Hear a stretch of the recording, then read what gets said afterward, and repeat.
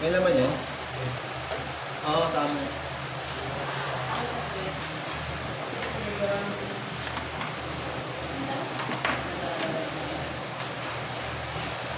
Okay, amen. Purihin ng Diyos sa umagang ito. Yan, habang tayo naghihintay sa ating mga kapatiran, tayo muna ay magbabasa ng banal na kasulatan. Amen. Purihin ng Diyos. Salamat sa Panginoon. Purihin ang Panginoong Jesus. Salamat sa Diyos. Purihin ang Diyos sa buhay. Salamat sa Panginoon. Salamat sa Diyos. Purihin ang Diyos. Salamat sa Panginoon. Hallelujah. Purihin ang Diyos. Purihin ang Diyos. Salamat sa Diyos. Yan. Amen. Purihin ang Panginoon. Amen. Yan. Habang naghihintay sa ating mga kapatiran, tayo muna magbasa ng banal na kasulatan. Amen. Sa aklat ng Galatians, sa mga taga-Galatians. Pero bago yun, tayo muna yung manalangin sa Diyos. Amen. Sige, tayo lahat ay yubuko at pumiki, tayo manalangin sa Diyos. Lord, salamat po sa umagang ito. Muli, kami, Panginoon, ay magbabasa ng iyong banal na kasulatan. Hiling namin sa iyo, pagbabayan po kami, Panginoon, at tulungan, Panginoon, higit na maunawaan ng iyong banal na salita, Panginoon. At ikaw ang maitaas sa umagang ito. Pagbabayan mo lahat ng aming kapatiran na wala pa sa lugar na ito, Panginoon. Nawa, ay diyan mo kami ng pangyabang upang sama-sama kami magpuri, maghandog, sumumba sa iyong dakilang pangalan. Salamat, Panginoon, mangyari nawa ang iyong kalooban. Ikaw lang ang aming paglilingkuran, malibad doon, wala nang iba. Muli, maraming salamat sa iyong lahat ng papuri, salamat, pagsamba sa natatanging mong pangalan. Aming Panginoong Jesus namin tagapagligtas. Amen. Amen. Palakpakan natin ang Diyos. Yan, purihin ang ating Panginoong Jesus.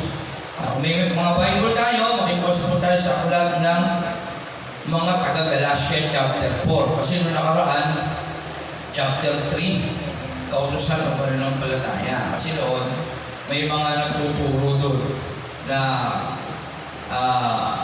hindi kagaya ng ituturo nila Pablo. Kaya iba, kailangan pa ng mga seremonya para maligtas. Yan, pagtutuos ng Diyos, kailangan pa ng mga seremonya ng panahon. Kaya yun, dako na tayo sa Galatians chapter 4, sabi rito, ito ang ibig kong sabihin, ito yung karugtong pa ng 3. Kasi sabi dun sa 3, yung pananampalataya, kautusan o pananampalataya.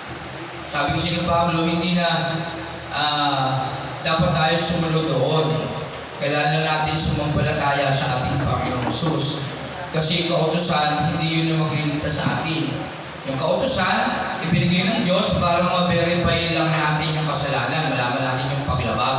Okay? Yung 10 utos o yung 10 commandments, tandaan natin yan ha, hindi binigay ng Diyos yan para tayo ay maligtas. Kaya hindi tayo maliligtas sa pagsunod sa 10 utos ng Diyos. Tandaan natin, maliwanag na sinasabi ng Bible yun. Ano na yun yung purpose ng kautusan ng 10 Commandments? Ang purpose ng kautusan o 10 Commandments, yung ginawa ni Moses sa bundok ng Sinai, ang purpose nun ay para ma-verify ang kasalanan. Malaman natin kung ano ang masama at ang mabuti o ano yung paglabag, ano yung mga bawal. Yun yung purpose niya, hindi para maligtas, kundi para malaman ng tao kung ano ang paglabag. Yung mga batas, bawal ang ganito, kaya nga meron tayong batas na hindi dapat natin gawin. Okay? Pero hindi yung ginawa ng Diyos para tayo ay maligtas. Yun yung sinasabi ni Pablo.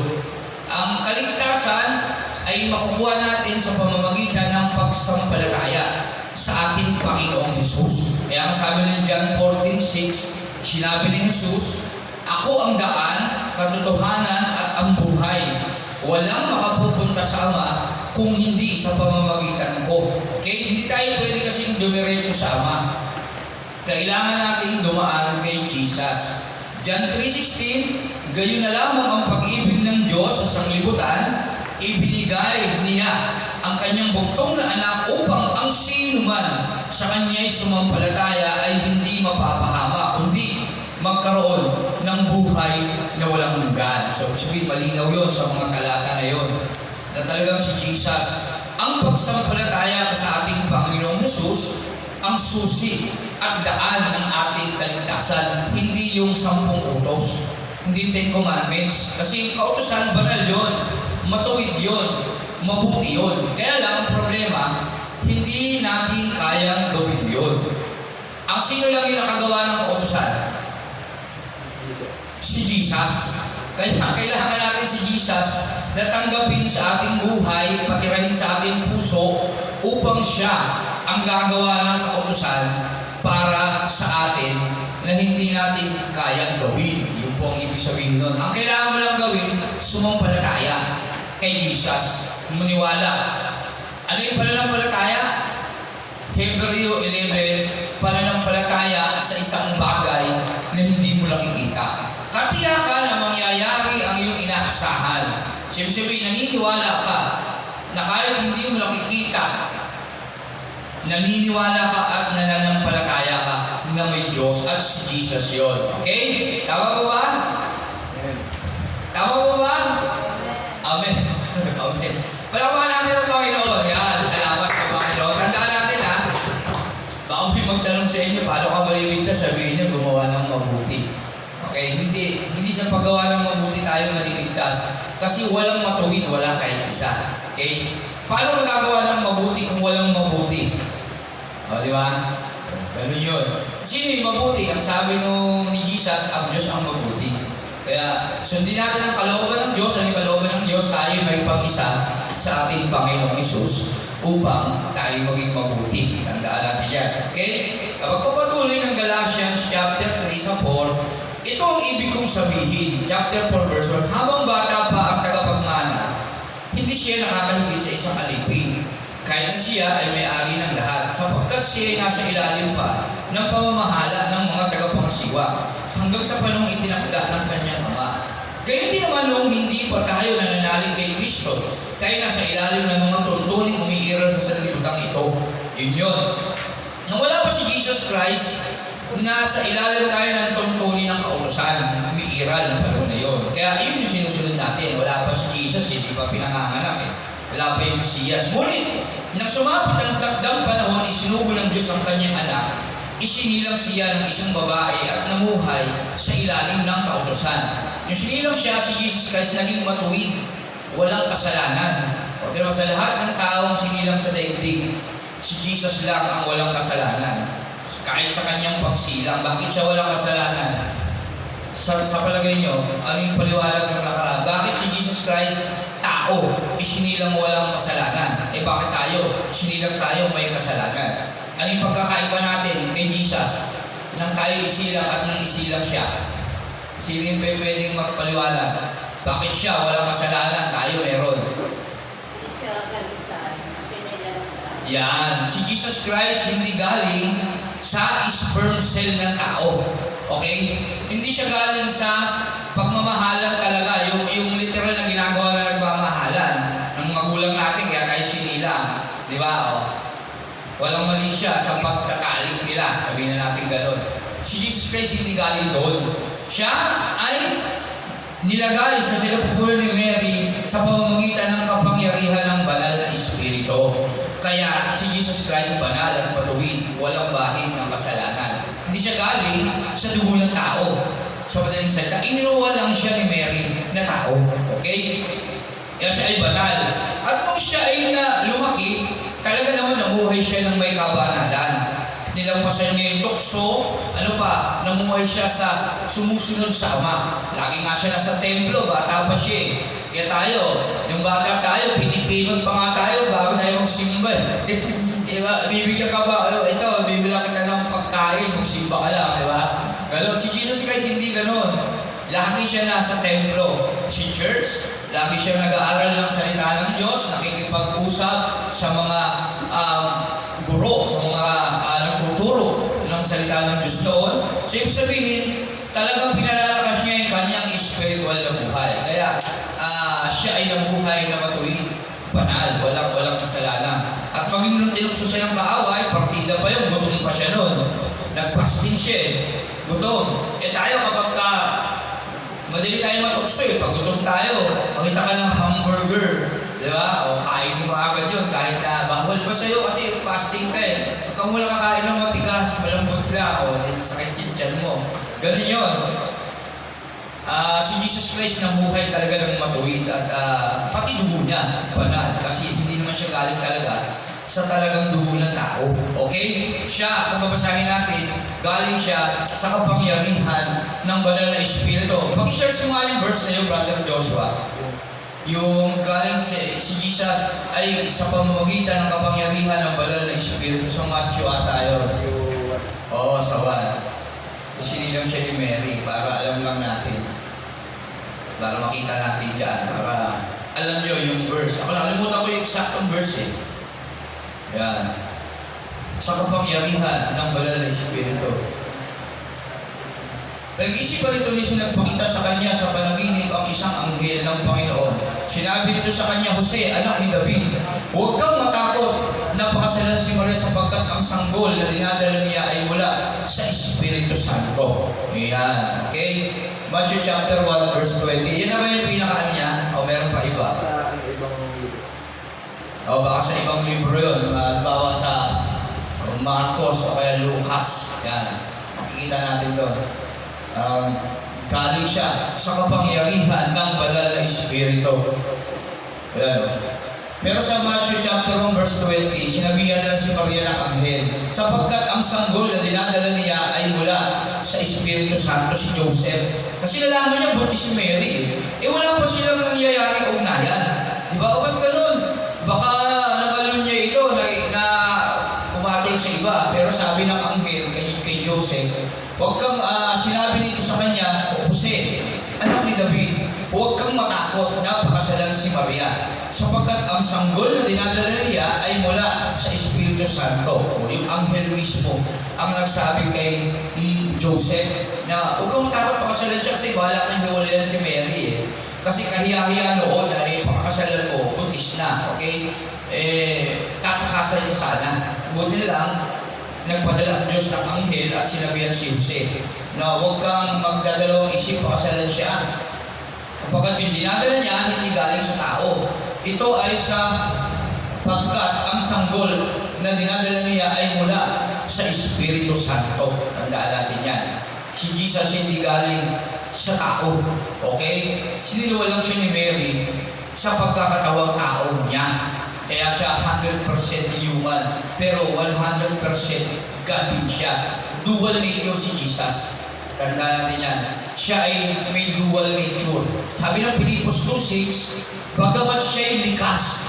Pag sinabi mong likas, nasa kaanyuan niya na ang pagiging Diyos. Likas at tunay na Diyos. Hindi niya pinagpilitang manatiling pantay ang Diyos. Pagkus siya'y nagpakumbaba at nabuhay na parang alipin. So, ibig sabihin, hindi niya lang inangkin yung pagiging Diyos niya nung nagkatawang tao siya. Nagpakumbaba at namuhay na parang alipin. At dahil doon, lubusang ibinigay sa kanya ang pangalan higit sa lahat. Ang pangalan, Jesus, na ang lahat ng tuhod ay luluhod at magsasabi, si Kristo ang Panginoon. Okay, kasi karangalan ng Diyos yun, yung pangalan taglay ng anak. Kapangyarihan at karangalan ng Diyos. Ibig sabihin, yung pangalan ng Diyos yun ay binigay kay Jesus Christ. Amen? Hindi lang yun, sa ibang pahayag pa na talagang hindi nawala ang pagka-Diyos ni Jesus. Lucas chapter 1:35. Brother Joshua, Lucas 1:35. Lucas chapter 1 verse 35. Sumagot ang anghel sa iyo ang Espiritu Santo at mapapasailalim ka sa kapangyarihan ng mataas-taasang Diyos. Dahil dito ang isisilang mo'y banal at tatawaging anak ng Diyos. Yan. Sa taas, ano ba yun? Sa taas. Baba mo sa 34. Ano yung sabi sa 34? Lucas 1:34. Lucas 1:34. Yan. Paano pong nangyayari ito? Gayong ako'y isang berhen. Kausap niya naman si Mary. Tanong ni Maria. Si Mary, kausap niya angel. Si Gabriel yan. Hindi ako nakakamali. Si Gabriel yung angel na yan. Nagaan yung tao. Sabi sa kanya, sa 30. Paano pong nangyayari? Sabi ni Maria, gayong ako'y isang berhen. Wala pa siyang karanasan eh. Gayong ako'y isang berhen. Tanong ni Maria. Tapos 35. Sabi nung anghel ni Gabriel, sumagot ang anghel, sa iyo ang Espiritu Santo at mapapaisa sa ilalim ka sa kapangyarihan ng kataas-taasang Diyos. Dahil dito, isisilang mo'y banal at tatawaging anak ng Diyos. Amen? Si Jesus Christ, galing sa kapangyarihan ng banal na Espiritu. Okay? At sa ibang salin, meron dyan, nakalimutan ko lang saktong verse, pero pa, na talagang malinaw na si Jesus Christ ay galing sa kapangyarihan ng banal na Espiritu. Amen? Kaya siya banal. At siya lang talaga ang nakasunod sa kautusan. Bakit? Sa kanya yun, siya ang kautusan eh. Siya ay banal. Siya ang kautusan. At hindi natin kailanman magagawa yung 10 utos na yun. Kasi pumalpa ka sa isa doon, lahat yun, sablay ka na. Okay? Kaya anong dapat natin gawin? Tanggapin natin si Jesus Christ sa ating buhay bilang Hari, Panginoon at Diyos ng ating buhay. At tawag doon pagiging iglesia. Okay? Pero hindi yung reliyon, hindi ko lang. Hindi yung, ano yung pastor sasabi ako sa reliyon? Hindi. Walang reliyon na pwedeng luminis sa dugo ng tao. Tandaan natin yung bakit. Hindi naman kasi yung tinatag na reliyon ang napako sa krus. At walang dugo yun. Walang buhay yung reliyon. Tama po ba? Yung reliyon na kinikilala ng tao ay tatak.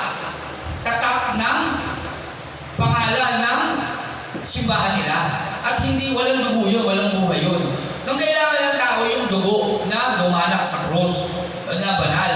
At hindi banal yung taong nagtatag ng reliyon. Halimbawa ako, nagtatag ako ng reliyon, hindi ako banal. Kaya kahit ipako ako sa krus, hindi ko kayang hugasan yung mga kasalanan ninyo. Tama? Kasi kailangan natin yung dugo na banal na dumanak sa krus at si Jesus yun. Kaya walang reliyon na pwedeng magligtas sa tao na tinatag ng tao. Kasi ang reliyon na tinatawag natin ngayon, yung tinatag ng tao.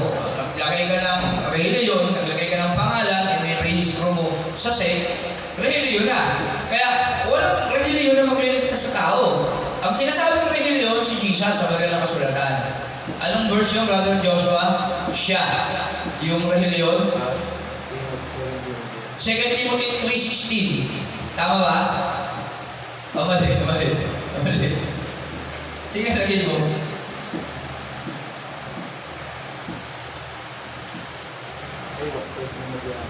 O sige, lagyan mo. 1 Timothy 3:16. Wala ba? Ay, second. Iba naman yung second eh. Oo, 1 Corinthians ba? 2:16. Kaya aralin natin, medyo nakakalimutan natin yung verse. Kaya kailangan dapat mag-retouch ng memory verse. Pero sa dami kasi mga verse, medyo nakakalimutan talaga natin. Ang sabi doon, siya. Hindi makakaila ang bisa ng ating reliyon. Siya. Ibig sabihin, pag sinabing siya, may tinutukoy ng personalidad. At hindi tatak ng sekta yun. Si Jesus yun. Kaya, ano mo na lang siya. I-type mo siya.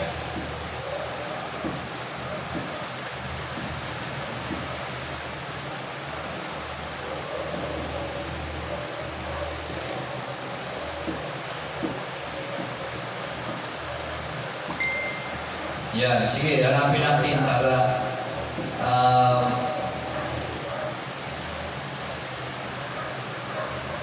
wala, Galatians pa rin ako. Hindi mo makita. Sa Timothy yun di ba? Hindi makikaila. Reliyon, type mo na lang yung reliyon para mas madali.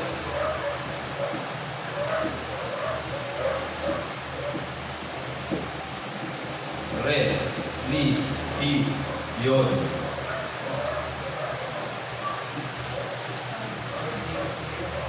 First Timothy. New Testament. Madali lang yan, tatay mo yung reliyon. Yan, na-resort lang eh. 1 Timothy 3:16. Yan. 1 Timothy 3:16. Sabi ron, hindi maikakaila na napakadakila ng hiwaga ng ating relihiyon. Kaya malinaw. Hindi maikakaila na napakadakila ng hiwaga ng ating relihiyon. Kaya ng hiwaga, dakila. Mahiwaga ang ating relihiyon. Kaya lang, pagdating sa karugtong siyay, may personalidad na tinutukoy at hindi yung sekta na ginawa nating tao. Siyay, napakahalaga ng word na bine-verify natin sa pagbabasa Bible, siya ay nahayag ng maging tao. Sino ba yung tinutukoy na naging tao? Si Jesus na Pilipos, bagamat siya likas at tunay na Diyos, hindi niya ipinagpilitang mabuhay, patay ang Diyos, siya ay nagkatawang tao. Sabi naman ng John chapter 1, naging tao ang salita. Ang salita si Jesus, kaya salita ng Diyos. Maging tao, pinatunayan patuwid ng Espiritu at nakita ng mga anghel, pinarangalan ng mga hintil, paniniwalaan ng lahat at inaas sa kalangitan. Amen? Purihin ng Diyos, yan. Tandaan yan.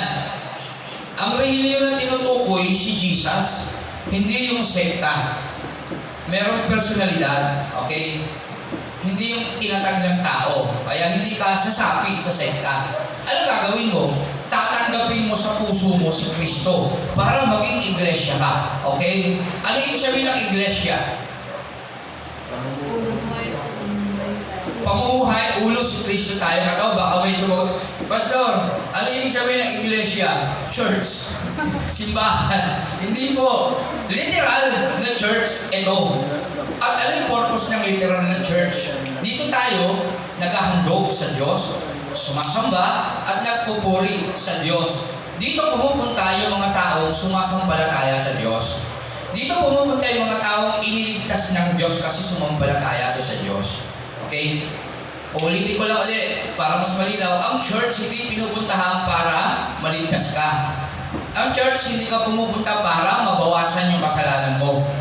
Pinupuntahan mo yung church kasi na-realize mong makasalanan ka at inubos ka ng dugo ni Kristo. Kaya ka nagpapasalamat at naghahandog at nagpupuri kay Kristo o sa Diyos. Tama?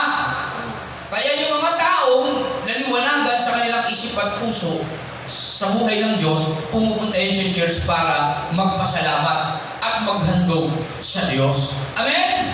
Yan. Yun ang pinakamalinaw na dapat natin maintindihan. Ulitin ko lang, hindi tayo pumupunta sa church para maligtas. Pumupunta tayo sa church kasi niligtas na tayo ni Kristo at na-realize mo yun sa iyong buhay. Kaya pumupunta ka sa church, naghahandog, nagpupuri, at nagpapasalamat sa ating Panginoong Jesus. Amen? Yan ang klaro. Okay? Ulit na tanong.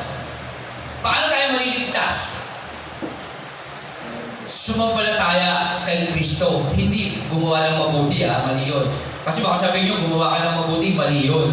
Walang mabuting taong nabubuhay sa mundo. Agad nabubuhay ka, makakagawa ka ng masama. Sa totoo lang, kaya mo sumampalataya kay Kristo. Magkakaroon ka ng banal na pagkatakot sa Kanya at bibigyan ka niya ng kapatawaran sa iyong buhay. Kaya bawat kasalanan ginagawa mo, nakukonsensya ka na. Nagpe-pray ka na agad. Tama? Lord, sorry po, nakagawa ka ng pagkakasala. Di ba? Ganon? Kaya nagkakaroon ka ng kapatawaran. May kaligtasan ka. Amen? Pansinin mo, nung hindi ka pa naging Christian, hindi mo pa tinanggap si Jesus Christ, pagising mo sa umaga, okay lang, kahit na hindi ka mag-pray, bago matulog, tama? Okay lang, sa maghapon. Pero nung nakilala mo si Kristo, hindi ka na mapakali pag hindi ka nagpe-pray bago matulog. Kasi alam mo, nagkasalanan ka sa buong maghapon, sa isip, salita, at gawa. Tama? Kaya, kada gawa mo, Lord, nakapagsalita po ako ng masama, sorry po. Ay, nakapagmura po ako, Lord, sorry po. Di ba? Ganun na rin gawa mo. Kaya lang, hindi mo mapigilan din nakagawa ka pa rin. Kasi sabi ng Bible, hanggang sa mundo tayo, hindi natin may iwasang hindi magkasala. Andito tayo sa mundo na makasalanan eh. Pero ganun pa ba, salamat sa Panginoong Jesus na tinanggap mo yung Holy Spirit, ipinare-realize niya sa'yo yung bawal. Okay? Kaya yun yung kautosan, ipinaalam sa pamamagitan ng 10 utos yung bawal. Kaya alam mo, masama yung nagawa mo, kaya ka ngayon humihingi ng tawad sa pamamagitan ng banal na Espiritu na si Kristo na nasa sayo. Amen? Yan, yung ibig sabihin nun. Intindihan na po? Ang kautusan, bakit binigay ng Diyos? Para malaman ang bawal. Malaman ang paglabag. Okay. Hindi para maligtas, ha? Ano, tanong ka ng bata, ate, paano ba ako maliligtas? Sumunod ka sa mga utos, hindi ganon. Gumawa ka ng mabuti. Hindi. Ang sasabihin mo, sumampalataya ka kay Jesus. Yan, tanggapin mo siya sa buhay mo. Bilang Panginoon, Diyos, hari ng buhay mo. Yan. Para sa ganon, maligtas ka. Ang iyong buong sambahayan, maliligtas din. Okay? Yan, gawa. Gawa ano yun? 10:31, tama ba? Nga, paki-plus nga. Gawa. 10:31. And 31. Gawa, 10:31. Sinabi niya, Cornelio, dininig, ay di, iba ba? Gawa, sige, tama ba? Hindi, iba yan. Sa kulungan. Yung sumampalataya ka, ikaw at yung buong sambayan ay maliligtas. Sa kulungan yun. Oo. Sa Acts din yun, sa Acts. Sila, Pedro yun. Nakakulong sila. At nanalangin sila. At nayanig ang kulungan. Akala ng bantay, tumakas na sila. Pero magpapakumatay na sana yung gwardiya. Kaya na, Brother Joshua. Kapakamatay na, sabi ni Pedro, wow! Andito kami! Tapos sinabi ng gwardiya, paano ko maliligtas? Sumampalataya ka kay Jesus. Ikaw at ang buong sambahayan mo ay maliligtas. Yan. Nasa Acts din yun sa gawa. Ang hirap, hindi natin makabisado yung verse. Pero ganoon pa man, sabi ng Diyos, sumampalataya ka. Ang sino man sumampalataya ay hindi mapapahamak, kundi magkakaroon ng buhay na walang hanggan. John 3:16. Okay? Kaya yun. Tandaan natin yan, ha? Hindi tayo sa mabubuting bagay maliligtas. At patunay doon yung binatang mayaman. Sabi niya kay Kristo, noong panahon, mabuting guro, paano ako makakapunta sa kaharian ng langit? Sabi ni Jesus, ikaw mo yung iba't ina. Huwag kang papatay. So, sundin mo isang pumunta, sabi ni Jesus. Ginawa ko lang po yun. Simula nung maliit pa ako. Ibig sabihin, yung mayaman na yun, simula nung bata, naging mabuting tao. Hindi siya nagkakasala. Gumagawa siya ng mabuti. Mayaman siya, kaya ka siya pinagpapala. Meron ka bang hindi nasusunod? Benta mo lahat ng ari-arian mo at sumunod ka sa akin. Hindi niya ginawa kasi napakayaman niya. Bagkus malungkot siyang umalis at hindi niya kayang ibenta yung kanyang ari-arian. So, ibig sabihin, hindi siya sumasampalataya kay Jesus na nagsasabi sa kanya na ito ang dapat mong gawin. Amen? Kaya napakahalaga na sumasampalataya tayo sa isang anak ng Diyos. Paniniwala sa mga sinasabi ng ating Panginoong Hesus, lalo na sa banal na kasulatan na iniwan niya love letter para sa atin. Itong yung Bible, sa totoo lang, ito yung iniwan ng Diyos na love letter para sa atin. Kaya dapat natin itong pinabasa at ito ang basihan dapat ng ating pananampalataya. Huwag tayong basta nakikinig sa mga kinikilala nating tagapagturo na walang ebidensyang ipinakikita sa atin. Kasi ang tao, likas na madaling maniwala. Kaya pagdating ng panahon, maraming mapapahamak. Ang tao, madaling maniwala, lalo na sa mga taong magaganda bihis, sa mga taong may mga pera sa buhay, sa mga taong binibigyan sila ng pagpapala, sa mga taong magaling magsalita. Hindi na sila naghahanap ng katotohanan, hindi na sila nagsasaliksik. Naniniwala sila sa mga nakikita ng kanilang mga mata, to see is to believe. Okay, kaya nga sabi ng 1 John, ang mundo ay nasa ilalim ng kapangyarihan ng dyablo. At ano yung kapangyarihan ng dyablo? Ang pita ng laman, nasa ng mata, at kayamanan ng mundong ito. Ayan, ang tinitignan ng tao. Pag nakita ng tao na nasa ng kanilang mga mata, nakita na, uy, okay, itong tao na to, decent ito ah. Ang ganda ng bihis. Mukhang hindi naman siya masamang tao. Paniniwalaan niya na yun. Tapos, nasa ng pita ng laman, oy, naibibigay niya yung aking pangangailangan ah. Nabibigyan niya ako ng grocery, tamang-tama, wala pa naman kaming bigas. Mabait naman, nagbibigay ng ayuda. Pangalawa, talagang dapat ko itong paniwalaan. Pangatlo, kapangyarihan ng mundong ito. Ay, hindi lang siya basta maganda ang bihis at magaling magsalita. Magalang naman siya. Tapos binibigyan niya pa ako ng ayuda, ng bigas, nakakatulong siya sa pamilya ko. At hindi lang yun, nabigyan niya pa ako ng trabaho. Naging permanente pa ako sa trabaho. O, di ba? Kaya karapat-dapat ko siyang paniwalaan. Ganun tayo eh. Yung mga bagay na pabor sa atin, yun lang yung pinaniniwalaan natin. Yun ang isang bagay na mali. Kahit na mabuti pa ang mga bagay na yun, na nakakamta natin sa buhay natin kung wala tayong pruweba na talagang tama iyon. Wala tayong man lang ebidensya na talagang tama yung ating pininiwalaan, nagkakamali pa rin tayo. Kasi dapat siguraduhin natin yung ating buhay. Kasi bakit? Napakahalaga ng ating kaluluwa na pagdating ng panahon na patutunguan niya na dapat tama.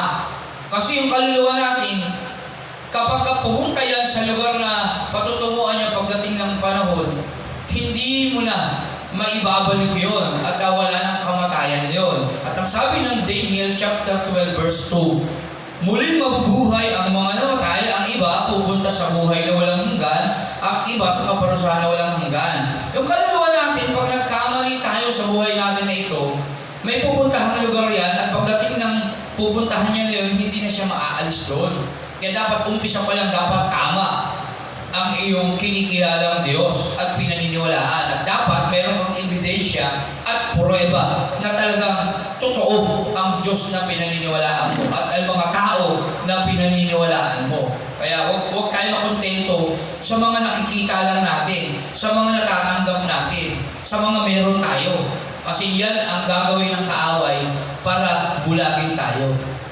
Sabi ng aklat ng John chapter 10 verse 10, naparito ang magnanakaw upang manira, mangwasak at pumatay. Pero naparito si Jesus upang ang tupay bigyan niya ng isang buhay na masagara at ganap. Tandaan natin, gusto ng Diyos na bigyan tayo ng buhay na walang hanggan. Kaya lang, kailangan natin sumampalataya sa Kanya na hindi natin nakikita. Diba? Kaya lang ang tao, hindi kaya yun eh. Ang pinaniniwalaan ng tao, yung kanyang nakikita eh.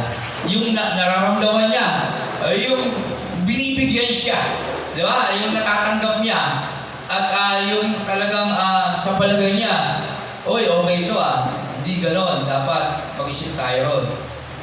Pero sinasabi ng banal na kasulatan, kailangan natin sampalatayanan ang Diyos sapagkat siya ang kayang magligtas sa atin, si Jesus. Siya. Ang Diyos ay Espiritu, kaya dapat siyang sambahin sa Espiritu at katotohanan. Tandaan natin yan. Kaya yun, tandaan natin yan Huwag tayo magpapadala sa mga bagay na panglaman, makalupa. Hanapin natin ang katotohanan, magbasa tayo ng Bible. Manalangin tayo ng tama sa tulong ng banal na Espiritu, mas ipauunawa sa atin yung mga bagay na dapat natin gawin habang tayo nabubuhay sa mundo ito. Amen? Yan, tandaan natin yan. Kaya, anuman ang ilok sa atin ng mundo, pwede natin tanggihan yun kung wala yun sa banal na kasulatan. Okay? Kaya yung sinasabi ni Pablo sa Galatians, maraming mga pumapasok na mga huwad na tagapagturo kung ano-anong tradisyon ang kanilang tinuturo. Yung mga seremonyas na dapat gawin na ganito dapat. Kailangan mong magpatuli, kailangan mong sumunod sa ganito, kailangan mong ganito araw-araw. Hindi yun. Sabi ni Pablo, kailangan mo sumampalataya kay Jesus. Yun yung sinasabi ng Galatians. Kaya kung tutuloy natin siya, ang pagpumalasakit ni Pablo sa mga taga-Galatia. Galatians chapter 4 verse 8, Noong hindi pa ninyo nakikilala ang Diyos, kayo'y alipin ng mga Diyos-Diyosan. Yan. Kasi yung mga tao ng panahon, hindi sila nakontento na ang Diyos nila si Yahweh. Ang Diyos kasi si Yahweh hindi nakikita. Kaya naghanap sila ng panahon sa Israel, pansinin natin sa panahon ni Abraham, sa panahon nila Noah, sa panahon nila Adan, hanggang sa kala Noah, hindi nila nakikita ang Diyos noon. Ang Diyos ay Espiritu, kaya dapat siyang pasambahin sa Espiritu at katotohanan. Okay? Maaaring tinig. Yan. At dumating yung time, hindi na kukontento ang tao na ang Diyos nila, ang hari nila, ang Diyos nila. Naghanap sila ng mga sugo. Kaya nagkaroon ng mga hukom, nagkaroon ng mga hari ng panahon. Kaya gusto nila yung may namumuno sa kanila. Nakikita nila literal.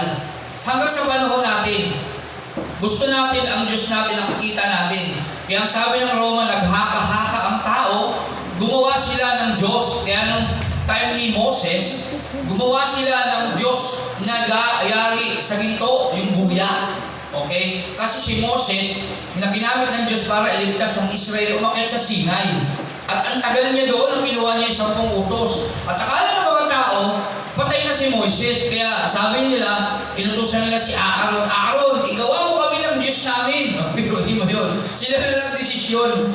Kaya ang tawag sa kasalanan, pagdesisyon sa sarili, isip, kaalaman at kakayanan. Ginagawa mo ang mabuti gamit ang sarili mong kaisipan, kaalaman at lakas. Ayun ang kasalanan. Sabi nila, kay Aaron, igawa mo kami ng Diyos namin na dapat sambahin. Kasi hindi na namin alam kung ano na nang nangyari kay Moses na yan. Eh si Moses kinuha yung 10 utos sa bundok ng Sinai. Ilang taon yun? 40? 40... O sa pag-aaral, 40 days. Tama ba? O, kung di ako nagkakamali, ang tagal niya doon at hindi na nila alam kung paano na si Moses, kaya nainip sila. Gusto nila yung Diyos, nakikita nila, kaya nagpagawa sila ng sarili ng Diyos. Yun yung inaangat-angat nila. Sumasayaw-sayaw sila. Di ba? Kung panonoorin mo yung panahon ni Moses, istorya ni Moses, 10 Commandments. At nung bumaba si Moses, nagalit siya sa mga tao at yung mga taong sumamba sa rebulto na yon, nilamon ng lupa, namatay lahat yun. Sige nga, pag-search mo kung ilang araw o buwan o taon si Moses doon sa bundok ng Sinai, Brother Joshua, habang nagkikwento ako. Yan. Nilamon lahat ng lupa yung mga taong nagpagawa ng rebulto kasi hindi nila gusto na wala silang nakikitang sinasamba. Kaya yun ang unang mali ng tao. Tandaan natin ang Diyos ay Espiritu. Kaya dapat siyang sambahin sa Espiritu ng katotohanan. Sabi ng 10 utos, number 1, huwag kang gagawa ng anumang imahe o larawan ng tao, hayop, bagay, o kahit anumang nilalang upang iyong sambahin. Huwag mo silang yuyukuran sapagkat ako ang Diyos na mapanibubuin. Sa paglalarawan, paano mo masasabing sinasamba mo ang isang bagay? Ito ay iyong hinahandugan. Ito ay iyong dinadasalan. Ito ay iyong niluluhuran. Kaya huwag na huwag tayong luluhod, maghahandog o sasamba sa mga rebulto na gawa ng tao.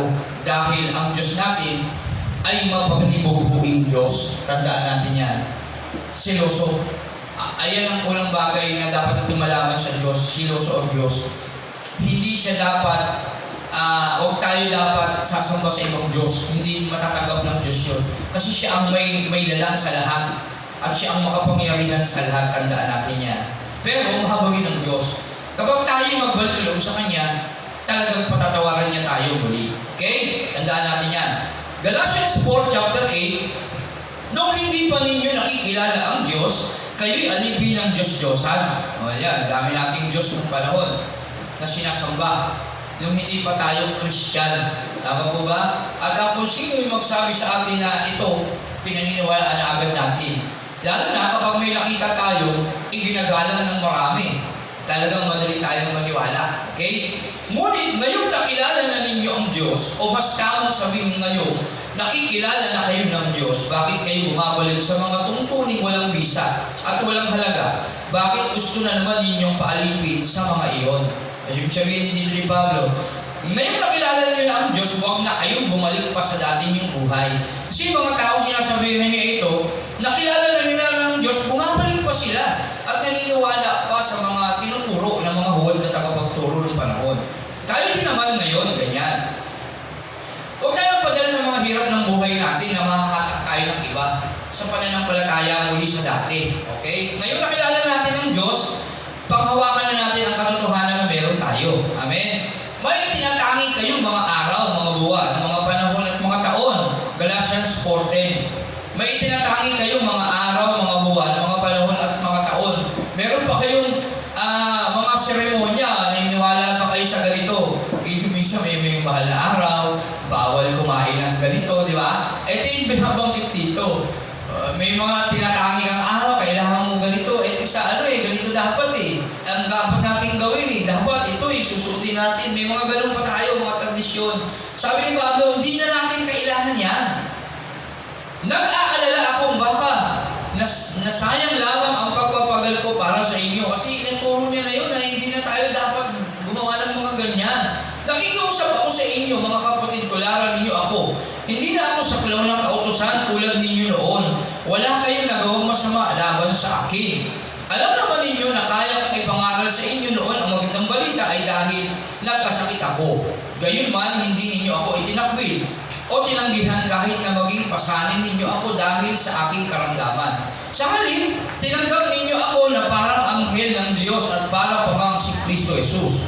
Yan. So dati kasi, pinaniwalaan nila si Pablo ng lubos, iginalang, nagkasakit, inalagaan. Ngayon, parang hindi na nila pinaniniwalaan si Kristo. Kaya dapat, tayo, paniwalaan natin yung mga taong naghahayag ng katotohanan at huwag nang mababali pa ang ating pananampalataya. Kasi nasaksiyan na natin ang katotohanan, hawakan na natin ang maigi sa ating buhay yun. Amen? Nasaan kayo ng kagalakang ipinangalas ninyo noon sa akin? Ako mismo ang makakapagpatotoo na kung maaari nga lamang pati ang inyong mga matay dukutin ninyo at ibigay sa akin noon. Ngayon, itinuturing ba ninyo akong kaaway dahil sa sinasabi ko sa inyo ang katotohanan? Kasi nung sinasabi ni Pablo yung katotohanan ngayon, dahil may mga tao nagtuturo sa kanila ng ibang turo, parang si Pablo na yung hindi nagtuturo ng totoo. Sabi ni Pablo, dati naniniwala kayo sa akin at parang ibigay yung buhay nyo ngayon, hindi nyo na ako pinaniniwalaan. Amen? Nagpapakita nga sa inyo ang malasakit ang mga taong iyan, ngunit hindi mabuti ang kanilang layunin. Nais lamang nilang kayong ilayo sa akin upang sa kanila kayong magpapalapit.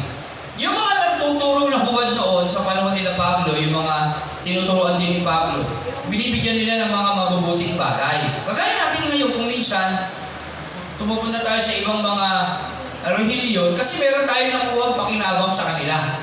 Ganon din yung panahon.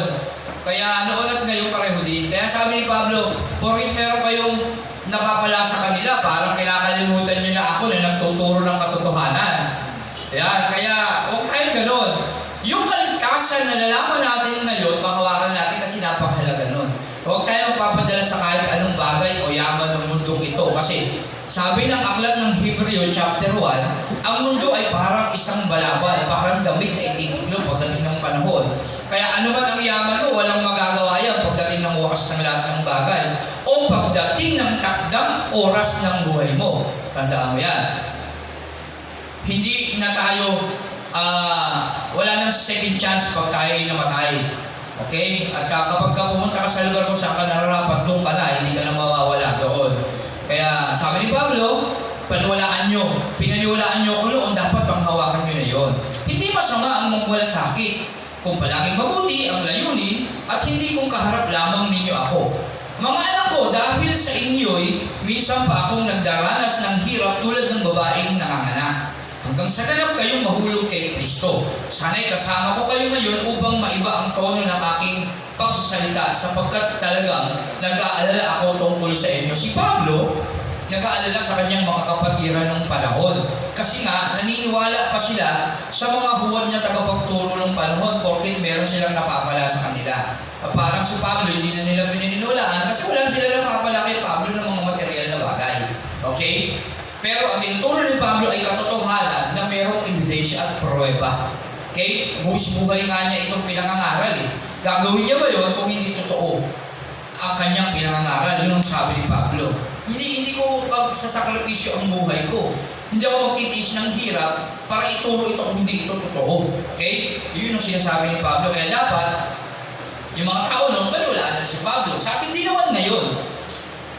Dapat tayo maniwala kasi merong pruweba yung ating mga ipinangangaral at hindi haka-haka. Hindi ako ang nagsasabi ng ating pinangangaral. Binabasa lang natin sa banal na kasulatan, sa Bible.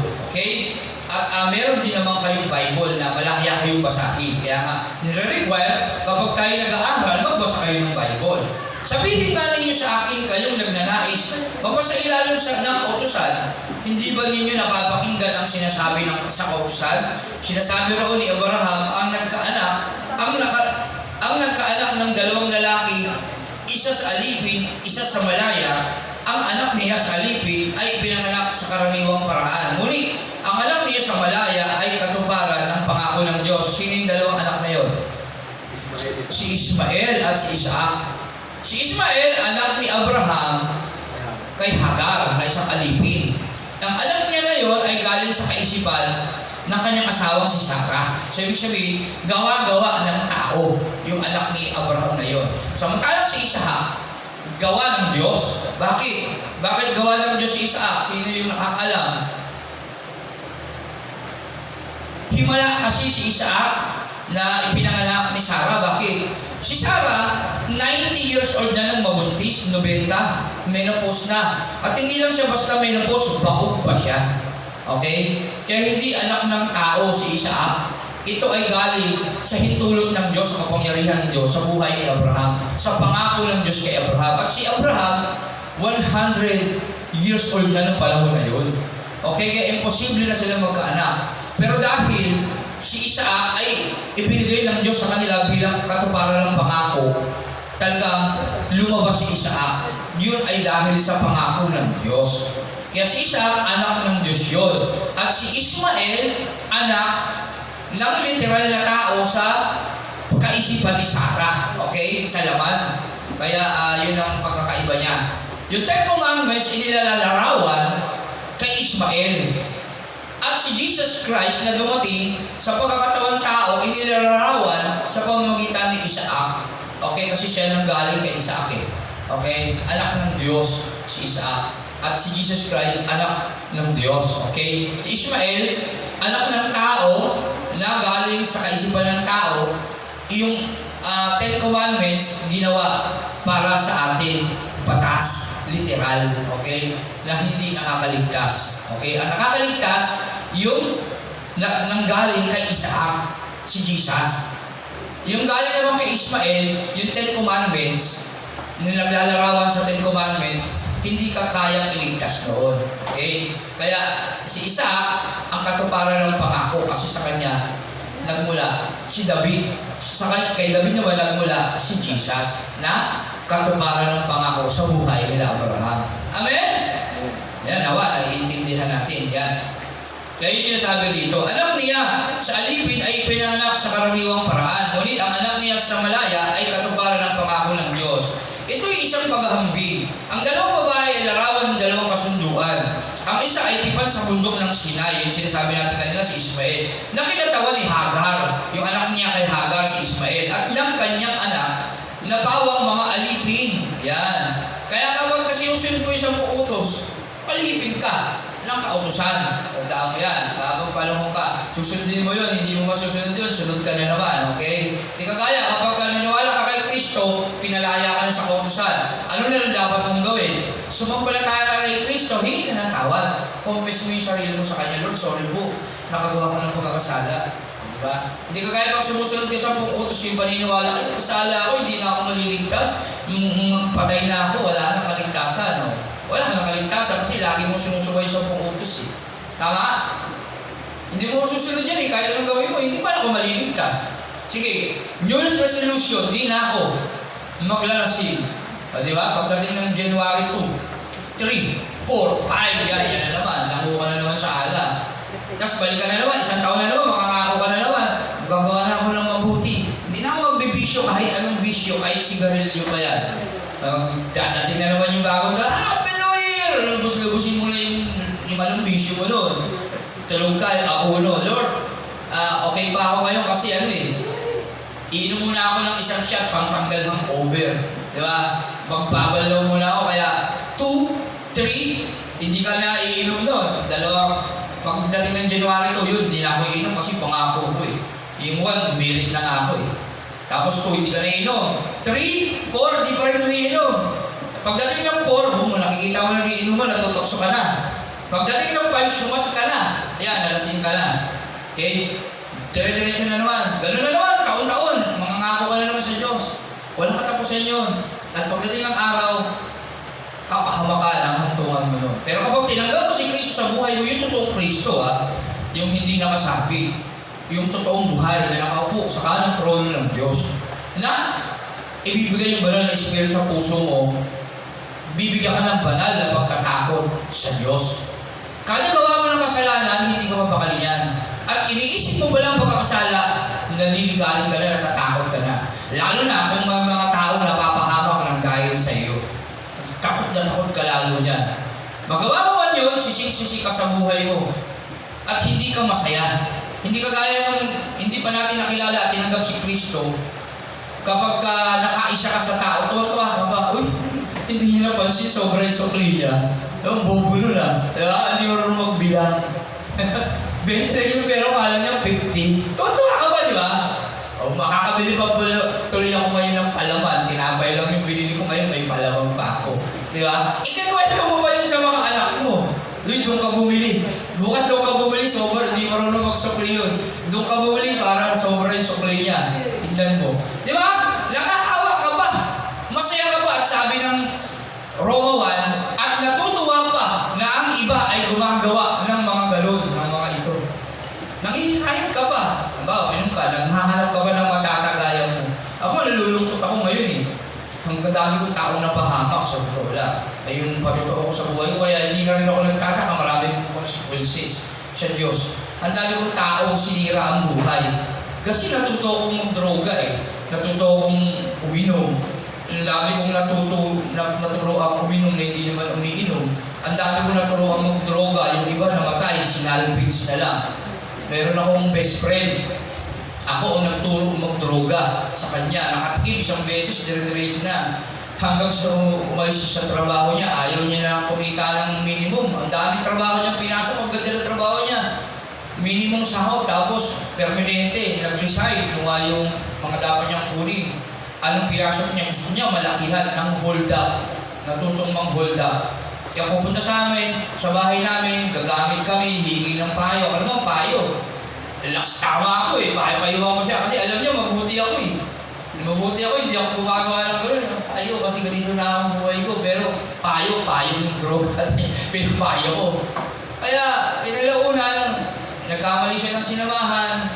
Medyo sumama siya sa mga pulis na mga masasamang pulis na may mga hapon na mga gang, nanawakan siya noon. At kinalaunan, siyempre kaysa ikanta niya yung pulis, tinira na siya. Pinabangan siya, puro mukha ang tama niya. Pinagbabaril siya, sinalvage na siya. Mismo kasama niya ang tumira sa kanya.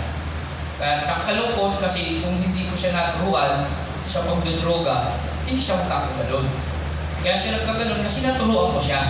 At hinanap-hanap niya yun at yun yung naging dahilan ng kinabahan niya.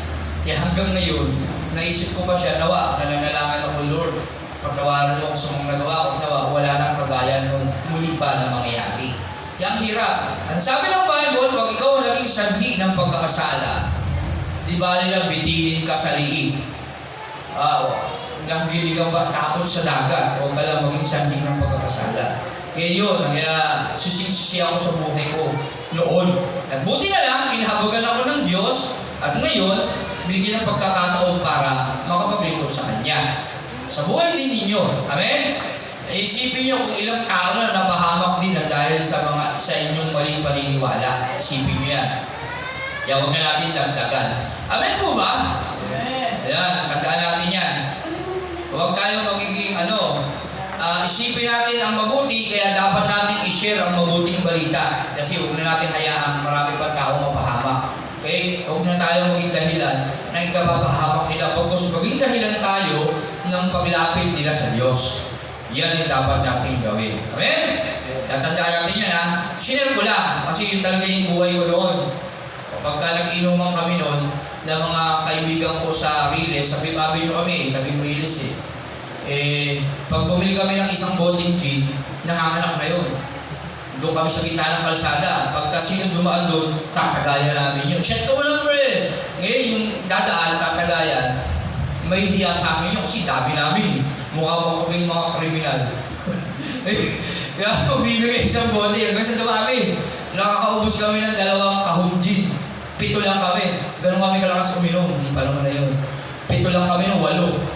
Kaya pulutan ganun din.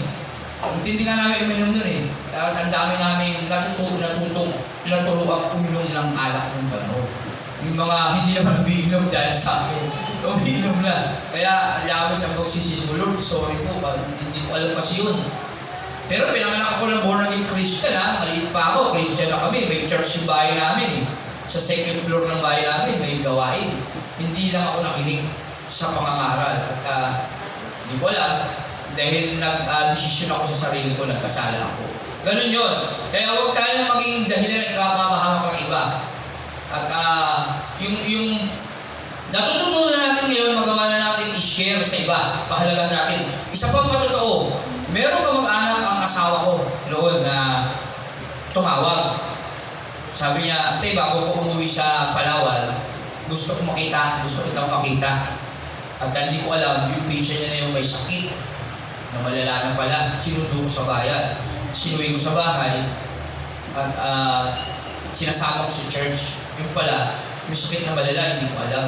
Kaya lang, dahil ako hindi pa gaano seryoso nun, ayoko ng obligasyon. Parang siyempre, nabibigatan ako kung breadwinner. Siyempre, wala akong sapat na financial para alagaan sila. Para maka-menos ako sa gastusin sa bahay. Mas minabuti ko mag-desisyon na tulungan lang siyang makabalik kasi gusto nila naman niya umuwi. Pero totoo, gusto niya pa sana dito, ayaw niya pa umuwi kasi masaya siya. At ako naman, hindi ko inisip na pagkakataon ko lang pala siyang ipakilala sa Diyos. Naging sarado ang isip ko. Kaya tayo magpahalagahan natin yung araw na dumadaan na may mga taong nakakasama natin, share na natin ng mabuting balita. Alam mo ba nangyari sa pinsan ng asawa ko na yon? Pinahatid ko siya sa pier. Kasi dito may mga bumabiyahe sa C3. Hinatid siya doon sa pier. At tumawag siya sa akin, "Kuya, hindi ako napasakay ng barko. Kasi daw may sakit ako." "O sige, ganito, diyan ka lang. Huwag kang aalis dyan kasi alam ko pag umalis siya, delikado, hindi niya alam yung Maynila. Diyan ka lang at maghanap ka ng mga taong tutulong sa iyo." Tapos nagulat ako, hindi na ako siya nakakausap, wala nang tumatawag, wala nang nagte-text. Tagal na, nakabahan na ako. Hanggang sa ilang araw lumipas, may tumawag sa akin. Tignan ko daw sa koronarya, namatay na pala. Ikanalulungkot ko kaya lang, may pagkakataon pa ako, siya ng mabuting balita kung nasa amin siya. Kaya lang, dahil sa hirap ng buhay, inisip ko may hirapan ako, mas minabuti kong agad siyang umuwi. Hindi ko na siya mas lalo pang nasiran. Kaya ikanalulungkot ko, hindi ko alam ngayon, kung yung na-share sa kanya nung panahon na nagsisimba siya sa church, ay tumalim sa isip at puso niya. Kung nagtalim sa puso at isip niya, ligtas siya. Kung hindi, wala akong magagawa po doon. At nakakalungkot dahil ako yung naging dahilan ng pagkapahamak niya kung sakali mang siya'y napahamak sa Hades ngayon. Amen? Kaya pahalagahan natin yun. Yung mga buhay ng tao, kaya maging malapit tayo sa mga kapwa natin sa totoo lang. May mga dahilan ng Diyos kung bakit sa atin nangyayari ang isang bagay. Ako hanggang ngayon, naisip ko yun, sayang pala. Yung pala yung mga plano ng Diyos, iniisnap ko lang. Hindi ko binibigyan ng atensyon. Di mo, kaluluwa ng tao yun na pwede maligtas. At kinalaunan. Kaya yung buhay natin parang usok ang katulad, sabi ng Santiago eh. Tandaan niya, pahalagahan natin yung buhay natin, parang usok yan, biglang nawawala. Kagaya nga nun, nung pinsan ng asawa ko.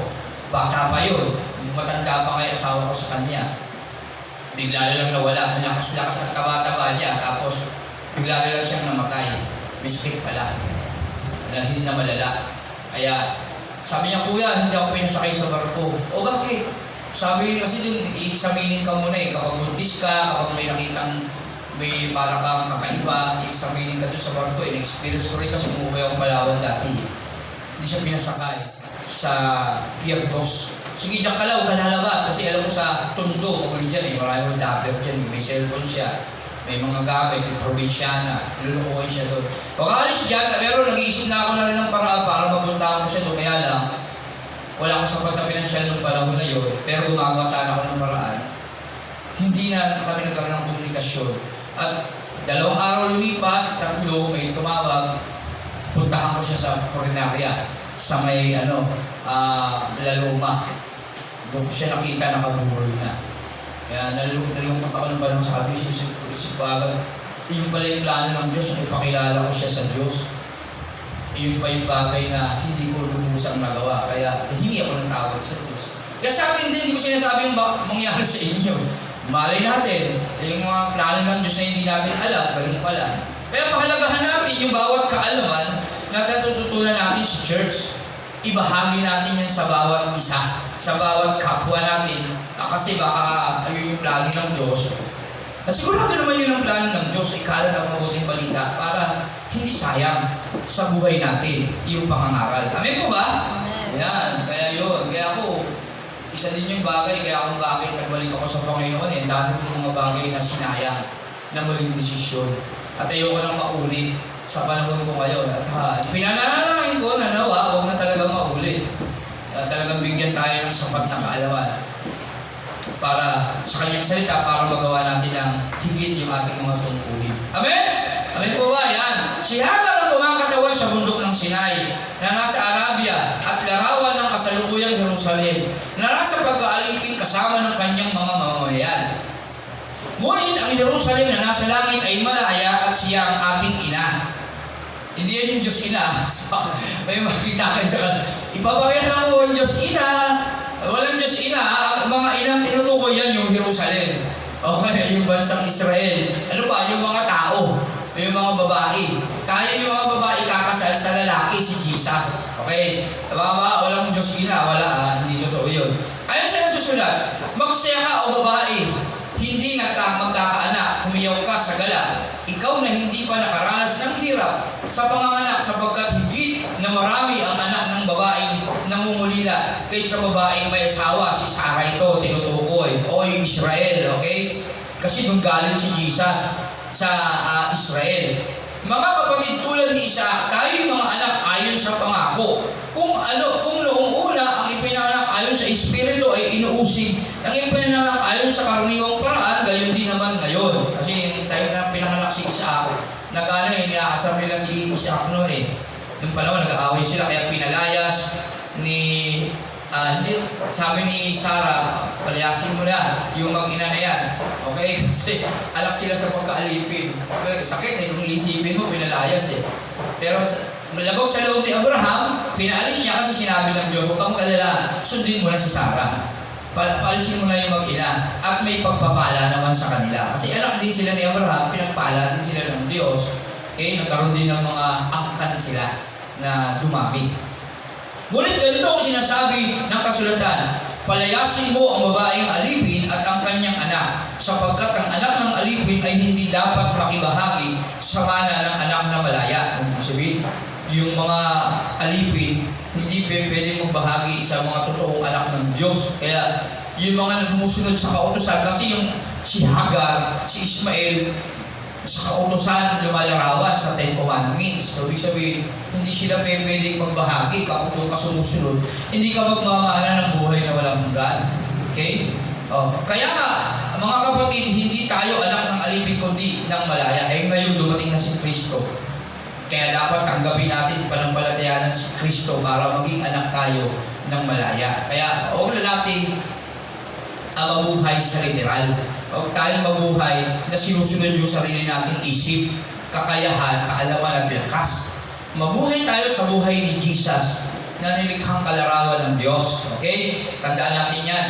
Mabuhay tayo sa buhay natin ngayon na may pananampalataya kay Jesus. Kasi si Jesus lang ang makakagawa ng 10 utos ng kautusan na yun para sa atin na hindi natin kayang gawin. Kasi pag tayo gumawa ng kautusan na yun, mapapahamak tayo pagdating ng palaw kasi hindi natin kaya gawin yun.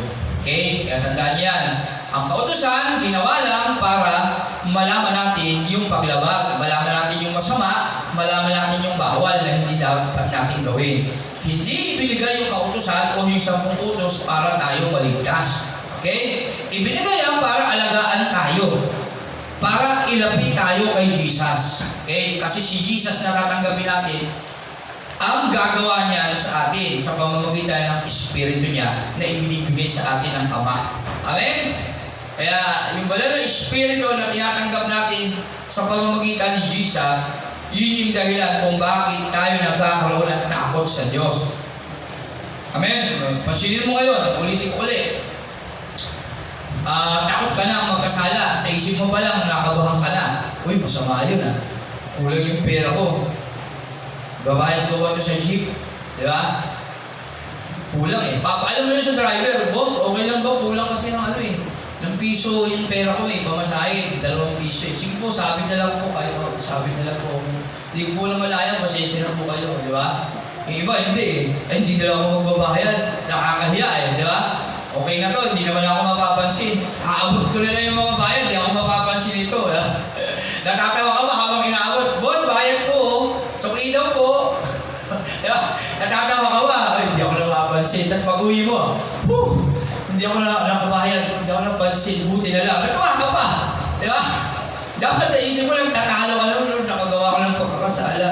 Sorry po. Kay kwento mo ba yun? Kaya kanina, kwento mo ba? Alam mo ba kapag walang pumasayo, ha? Umupo ka lang sa tabi ng driver, abutin mo lang yung mga bayad nila, hindi ka na mapapansin. Tinuruan mo ba siya? Nakatipid ka. Di ba? Yun yung mga bagay na hindi natin alam na mali. Kasi hindi natin alam na masama. Akala natin natural lang yun. Kasi hindi natin nakilala. Pero pag kilala mo si Kristo, kahit napakaliit na bagay lang. Alam mo masama, Lord, sorry, kulang lang. Ako ganun sa totoo lang, Lord. Hindi ko na ibalik yung sobrang sukli ng driver kasi hindi ko nabilang. Mabibilang ko pagbaba ako. Bakit sobra to? Kasi hindi ko galing, maraming bit-bit. Tapos bulsa ko na lang agad. Tapos paglabas ko, bibili ako ng merienda ko. Ba't sobra to? Lord, sorry, patay, hindi ko nabilang. Hindi ko na ibalik yung sobrang sukli ng driver. Kaya alam ko, natutuwa ako sa bunso ko eh. Pag sinusukli ng sobra, talagang, tama ba yung sukli niya? Kasi ganito eh. Hindi, sobra yan. Hindi niya mo na bibigay sa amin. Babalik siya, babalik niya talaga. Yung sukli sobra. Kapag kulang naman, problema, hindi niya na rin binabalikan. Lugi naman kami. Nahiya na. Natatakot na. Huwag na po kasi yun eh. Parang masungit yung tinder. Hindi, lugi naman kami. Pero okay lang, sabi ng Bible, okay na yung kayo yung nababahamak. Okay na yung kayo yung nagsasakripisyo. Amen! Kaya dapat ganun tayo. Huwag lang tayo yung magiging dahilan ng kasalanan. Okay? Tandaan natin yun. Kaya yun yung kaibahan. Nang nakilala natin si Kristo, nagkaroon na tayo ng banal. Hindi lang basta pagkatakot. Banal na pagkatakot. Kasi sa isip, salita at sa gawa, talagang nandoon na yung konsensya mo. Yan, di ba? Yung, halimbawa, may bagay dyan na tutokso sa'yo. Mga kaibigan mo, nandiyan dyan, nagkakasiyahan, nag-video-okihan. Alam mo, mapapasubo ka doon. Hindi ka na tumutuloy doon, umiiwas ka na, di ba? Umiikot ka na. Kasi alam mo, mapapahawa ka doon eh. Hindi ka makakahindi. Pag may hahawakan ka, minsan lang to eh. Isang beses lang eh. Wala yan. Wala nakakakita sa'yo, di ba? Pag pinilit ka nun. Wala na. Magkakasala ka na. Kaya maging matalino ka, kagaya ng ahas. Maging maamo ka, kagaya ng kalapati pagdating sa pagsunod sa Diyos. Lagi kang babalik sa Diyos. Kasi yung kalapati, lagi bumabalik yan sa Diyos. Ang ahas naman, tuso yan, tinitignan yan, malayo pa lang ikaw, tinatansya ka na. Kung hanggang saan kanya aabutin, di ba? Pansin niyo yung sawa. Nakaganon lang yan. Tinatansya ka niya kung aabutin ka na yan. Hindi yung basta kikilos. Sigurado yan pag tumuklaw yan. Maliban na lang kapag mabilis ka rin, aatras ka, di ba? Pag nakita mo, alam mo na yun, di ba? Pero pag hindi, tatansyahin ka niya kung hanggang saan ka niya madadamba, yari ka talaga sa ahas. Ganun dapat tayo kung maging wais. Alam na natin yung pagkakasala. Nakakain sila Eva at Adan ng bunga ng punong kahoy na bibigay kaalaman sa mabuting masama. Kaya sabi ng Diyos doon, at ngayon, pareho na natin ang tao. O ibig sabihin may kaisipan na tayo ng kagaya ng sa Diyos. Kasi alam mo na yung mabuti at masama. Alam mo na yung 10 Commandments. Yun yung lumalarawan doon eh, yung bunga na yun eh. Hindi man sanas yun, walang sinabi sa Bible naman sanas kasi baka may magtanong na naman sa inyo. Bata. Basta ano ba yung bunga na kinain na, di ba man sanas po yun? O walang binanggit yung ganun na. May mahal ko ngayon literal bunga na bunga yun o literal na mamahalan na ng bunga. Sabi sa Genesis, bunga ng punong kahoy. Kaya kung ano yung nakalagay doon, yun yung paniniwalaan natin. Bunga ng punong kahoy. Pero sa pagkakapaliwanag, spiritual, yun yung 10 utos na kinain nila. Okay? Yun yung kautusan. Ano yung kautusan? Mabuti. Ginagawa ng tao, gawa ng tao sa sarili niya, kasalanan. Ginagawa yung mabuti, gamit ang sarili niyang lakas, kaalaman, kasanayan, kasalanan. Ginagawa ang mabuti gamit ang sarili niyang lakas, kaalaman. Yan ang kasalanan. Ibig sabihin, sin sa English. Yung bunga na yon, bakit naging masama yun? Kinain nila yun gamit yung sarili nilang isip. Kasi meron dapat silang Diyos na sinusunod, na nang-utos, na dapat, huwag niyong kakainin ang bunga ng puno ng halaman na nagbibigay kaalaman sa mabuti at masama. Kinain niyo yan, mamamatay kayo. Ngayon si Eva, sinunod niya yung sarili niya, nakita niya yung bunga eh. Ang masarap at mukhang masarap kainin. Hindi lang yun. Nagkaroon siya ng, maganda ang maging Diyos. Di ba? Kinain niya, nagdesisyon siya. Ba't siya nagdesisyon? Hindi siya nagtanong kay Adan. Si Adan yung inutusan eh. Siya yung nakakaalam eh. Siya, galing lang siya sa tadyang ni Adan eh. Okay? At dapat, tanong ka muna dyan sa namumuno sa'yo. Ang babae dapat nagpapailalim sa lalaki. At ang lalaki nagpapailalim kay Kristo. Kaya magtanong ka sa higit na nakakaalam. Adan, honey, pwede mo bang kainin to? Kasi sabi ng ahas, pwede ko lang kainin to, magiging Diyos daw ako. At ito din naman si Adan, hindi nagtanong sa master niya sa Diyos. Okay? Kinain niya na rin, nagdesisyon sa sarili kasi natokso siya sa kanyang love at first sight. First love never died. Kay Eva. Dapat nagtanong siya sa Diyos. Saglit lang honey, tanong muna natin sa Creator, kay Yahweh, sa Diyos, sa ating Panginoon. Lord, pwede po ba namin kainin to? Di ba sabi niyo, bawal to, pero sabi ng ahas, pwede daw, magiging kagaya mo kami. Hindi nila ginawa yun. Kundi, kinain nila, nagdesisyon sila sa sarili nilang isip, kaalaman. Kasi gusto nila na maging kagaya ng Diyos. Pride. Okay? Kaya, sabi ng verse dyan, ang mundo ay nasa ilalim ng kapangyarihan ng Diablo. Nung kinain nila Eva at Adan, yung bunga na yon, naghari na ang kasalanan. At ang tao na bihag na sa tatlong bagay. Ano yun? Pita ng laman, nasa ng mata, at kayamanan ng mundong ito. Ano yung nakita? Ano ang ginawa ni Eva? Naglalakad-lakad siya doon. Nakita niya yung bunga. Nagugutom ako mukhang masarap. Tokso siya ng kaaway. Yan. Tapos nakita niya, yung tinitingnan niya, wow, para siguro, ganda ng kulay. Siguro wala na sa Bible na. Ang sarap, kainin. Nasa ng mata. Pita ng laman, nagugutom siya, naglalakad siya. Pwede mong kainin ang lahat ng bunga ng punong kahoy sa halamanan, sa hardin, lahat. Maaaring meron ng mangga doon, maaaring meron ng mga mansanas talaga doon, maaaring meron ng mga grapes o strawberry, pwede mo kainin lahat. Bakit napag-diskitahan mo pa yun? Di ba? Pwede mo, pipitas na lang siguro siya. Maaaring gano'n, hindi natin alam. Ng mangga. Manggang hinog. Ang sarap nito. Biglang naagaw na atensyon niya. Nasa ng mata. Nabipukaw yung atensyon niya sa isang bunga na yun. Ang ganda sa palingin. Tapos nandun yung ahas. Kainin mo na. Maganda yan. Magkakapara kang magiging Diyos. Nagkaroon na siya ng pride of life. Kayamanan ng mundong ito, kapangyarihan ng mundong ito. Kayamanan, kapangyarihan. Yung kayamanan, kasi kapangyarihan yan eh. Tignan nyo sa mundo natin, yung pinakamayaman dito ang makapangyarihan. Okay, kaya kang paikutin yan. Di ba? Bibigyan ka ng trabaho.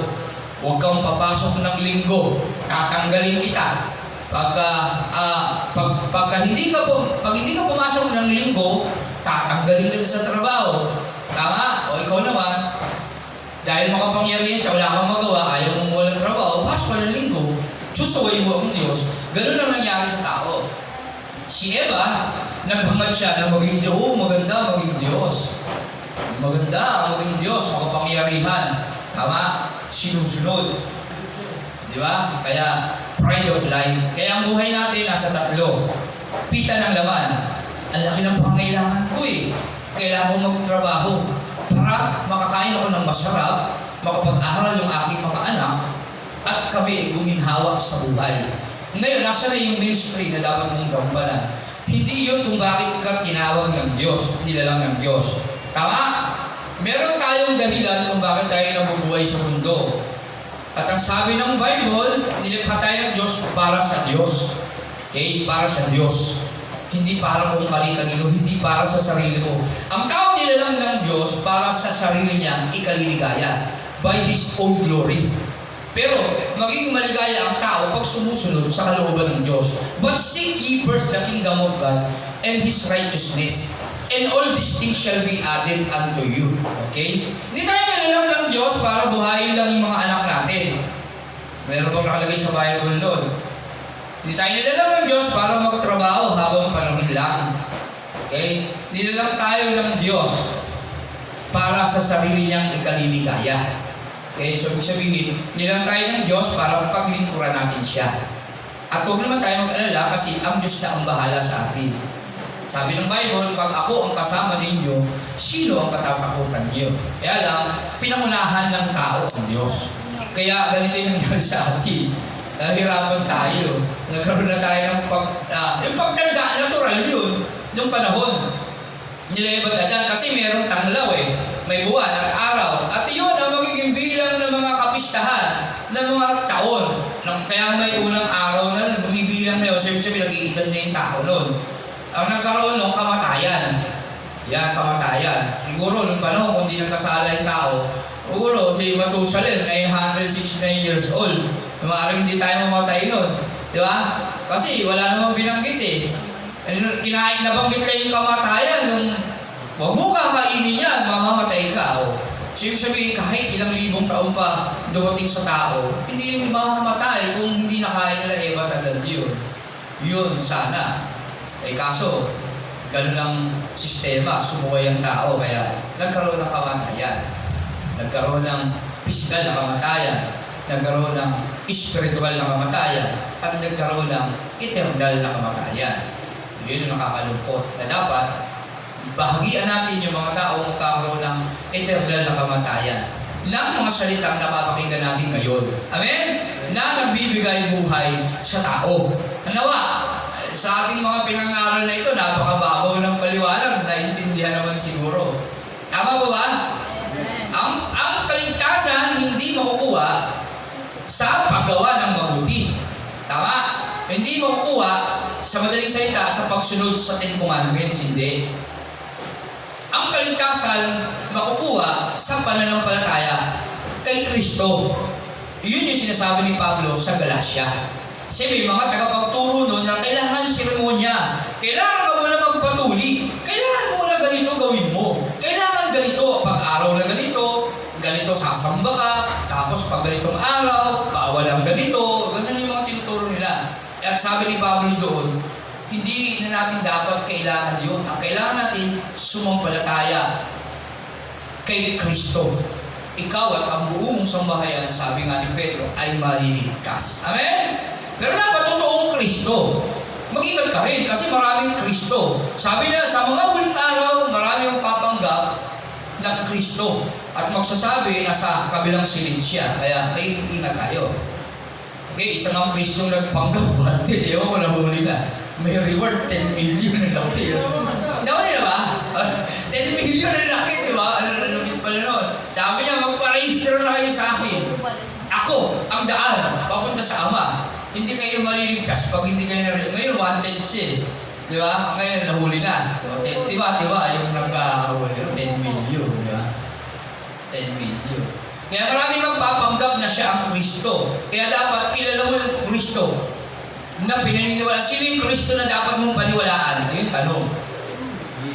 Si Jesus na buhay na ngayon nasa kanang trono ng Diyos na ipinahayag ng banal na kasulatan. Amen? Kaya si Jesus ng Bible, yung pinakikilala natin. Hindi si Jesus na nakapako, na nasa dingding. Hindi si Jesus na nakasabit sa liig. Hindi si Jesus na nakasukbit sa iyong bulsa. Okay? Hindi. Si Jesus na ngayon nasa kanang trono ng Diyos at nakatingin sa ating lahat na mga anak niya, kagaya ni Stephen, na tinitignan ni Jesus Christ habang siya'y binabato hanggang sa mamatay. Amen? Tayo din ganon. Habang tayo nagtuturo, habang tayo nakikinig, si Kristo na sa kanang trono ng Diyos, pinagmamasdan yung bawat puso natin. Maging sa mga tao na sa palibot ng church na ito, na nakikinig, at iniisip na talagang meron palang totoong Kristo na dapat itong sambahin. Nakikita ang laman ng puso niya ng Diyos. Kaya sabi ni Jesus, kagaya ng magnanakaw, kung ikaw ay sasampalataya, ngayon din, isasama kita sa aking paraiso. Okay, bagamat buhay ka pa, meron ka lang assurance of salvation. Amen? Yan ang kahalagahan ng sumasampalataya ka sa totoong Kristo. Meron ka lang siguradong kaligtasan pag panahon. Okay? Assurance of salvation. Kaya yun. Kaya nawa, mas lalo ba natin maintindihan ang mga salita ng Diyos sa aklat ng Galatia, chapter 4 yun eh. Okay? Kaya sabi lang ni Pablo doon, marami pa kasing seremonya yung tinuturo ng ibang mga tagapagturo. At ang sabi niya doon, ba't ko ituturo yung mali? Bubuhis ko ba yung buhay ko? Dahil sa mali yung sasabihin ko? Siyempre hindi ko ituturo yung hindi ko napapatunayan ang totoo. Bakit ako magtitiis ng hirap? Bakit ako kahit mamatay, pinagkakalandakan ko na kailangan sumampalataya kay Kristo? Samantalang sila ang binibigay sa inyo mga material na bagay. Sa ganung paraan, ang dali niyong maniwala. Kaya huwag tayo madaling maniwala. Maghanap tayo ng pruweba. Mag-aral, magsaliksik tayo sa banal na kasulatan. Huwag tayong maniwala agad sa magagandang bihis, sa mga binibigay sa ating material na bagay, sa binibigay sa ating trabaho na papapakinabangan natin, na kinalaunan, matatalian nila tayo sa liig na kagaya ng alipin. Amen? Kahit mga malaya na. Malaya ka lang magdesisyon dahil pinalaya ka na ni Jesus. Dahil ikaw ay sumampalataya sa Kanya, huwag na tayong muli magpaalipin pa. Amen? Yun yung sinasabi ni Pablo. Huwag mo na ipagpalit sa mga material na bagay yung kalayaan na natanggap mo ngayon kasi higit na pagpapala ang mararanasan natin pagdating ng takdang panahon. Amen po ba? Palakpakan natin ang Panginoon. To God be the glory. Nawa, marami tayong natutunan at talagang marami. Nawa, meron na tayong mga hindi na makakalimutan. Kapag nagtanong yung ating kapwa, meron tayong maiisagot na konkretong kasagutan sa kanila. Amen? Ano yung iglesia? Tayong katawan. Yan, pamumuhay, ulos Kristo tayong katawan. Sa paano parang tayo maliligtas? Pananampalataya kay Kristo. Ano ang kautusan? Ano ang trabaho ng kautusan? Para tayo tingatan, alagaan. Yan, alagaan at ipaalam ang kasalanan, ang paglabag. Okay, hindi para maligtas. Kasi dati lang, paano tayo maliligtas? Gumawa kang mabuti, malito. Hindi mo magagawa ang mabuti pag hindi mo tinanggap si Kristo sa buhay mo. Okay? Yun. Lahat ng bagay na gagawin mo, sablay. Kapag hindi mo pa tinatanggap si Kristo. Bakit? Kasi may dugo ka pa na hindi pa nalilinis. At nalilinis lang yan sa pamamagitan ng pagsampalataya, pagtanggap sa ating Panginoong Yesus. Kaya nga, kailangan natin mag-confess ng ating kasalanan kay Jesus. Panginoong Yesus, patawarin mo po ako. Wala natin gawin yun, manalangin. Nang tao sa ating puso, na talagang sincere, na talagang humingi tayo ng tawad at nagsisisi. At pag sinabi mo nagsisisi ka, may pagbabago na gaganap. Kapag ka nagsisi ka at walang pagbabago, hindi pagsisisi yun. Alam ng Diyos yun, kaya dapat may pagbabago. Maaring hindi agad-agad, gradual, mayroon ding instant. Pero ganoon pa man, sa kabuuan, ilingin natin ang banal na Espiritu ng sincero sa Ama sa pangalan ni Jesus. Kasi yung Holy Spirit, yung magbabago sa atin. Kasi siya yung tatak ng kabanalan. Siya yung magiging banal sa buhay natin. Kung bakit tayo nagiging matuwid sa harap ng Diyos. At pag ganyan yung panahon, yun yung dapat makita ng Diyos sa atin para maligtas tayo. Pag wala yung Holy Spirit, hindi tayo maliligtas. Kasi siya nga yung entrance fee natin, dun yung gate pass eh.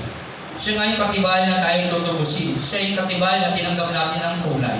Si Jesus. Sa Holy Spirit. Kaya napakahalagang maintindihan natin yan. At yun yung sinasabi ni Pablo. Mamuhay tayo sa Espiritu. Yan. Kaya tandaan natin yan. Tanggapin natin si Jesus Christ sa buhay natin. Palampalatayan natin bilang Hari, Panginoon at Diyos ng ating mga buhay. Hilingin natin sa Ama ang banal na Espiritu para mas lalo natin higit na maintindihan ang kahulugan ng buhay natin at ang katotohanan patungkol sa Diyos. Kasi pag tayo lang gamit natin kaisipan, hindi talaga natin maiintindihan. Kahit magbasa pa tayo, nagbasa ng banal na kasulatan, wala tayong mauunawaan. Pero kapag may banal na Spirit tayo sa ating buhay, higit natin maunawaan at ihahatid niya tayo sa katotohanan. Kasi yun purpose niya sa buhay natin. Ang ipakilala ang pinakamas malalim na kaisipan ng Diyos at damdamin ng Diyos sa buhay natin. Amen? Balapakan natin ang Panginoon. Yan, meron ko tayo tanong. Tagal ko talaga mag-tour. Mag-share. Sarap kasi magbasa ng Bible. May tanong ba? Okay, ako nagtanong na eh. At alam ko naman, yung nakaraan, talaga alam niyo na yung mga sagot doon. Tandaan natin yan. Manampalataya lang tayo lagi sa ating Panginoon. Tayo manalangin. Lord, salamat po sa iyong mga salita na aming napagbulay-bulayan. Pagpalain mo, Panginoon, ang mga taong sa iyo nakinig, Panginoon. Lalo na sa mga taong, Panginoon, natatanggap sa iyo at sa sampalataya bilang hari, Panginoon. At sa mga tao, Panginoon, naniniwala sa sulat na ibigay mo sa amin, walang iba kundi ang Biblia, Panginoon. Ang banal na kasulatan na aming pruweba, Panginoon, sa lahat ng aming pananampalataya sa iyo na nagtuturo, Panginoon, ng katotohanan at nagiging pamantayan namin para lubusan kang makilala. Sa iyo lahat ng pagpuri, pasasalamat, pagsamba sa dakilang pangalan ng aming Panginoong Jesus na aming tagapagligtas. Amen. Amen. Palakpakan natin.